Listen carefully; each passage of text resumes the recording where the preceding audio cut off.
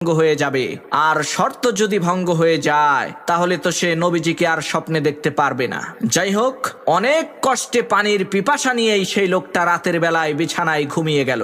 ঘুমের মধ্যে সেই লোকটা স্বপ্নে দেখছে সে একটা নদীর পার দিয়ে হেঁটে যাচ্ছে। নদীর ওই স্বচ্ছ পানি দেখে সে ওই নদীর পানি পান করছে। একটু পর আবার সে স্বপ্নে দেখলো আকাশ থেকে বৃষ্টি পড়ছে, সে ওই বৃষ্টির পানি পান করছে। একটু পর আবার সে স্বপ্নে দেখলো সে কল থেকে পানি পান করছে।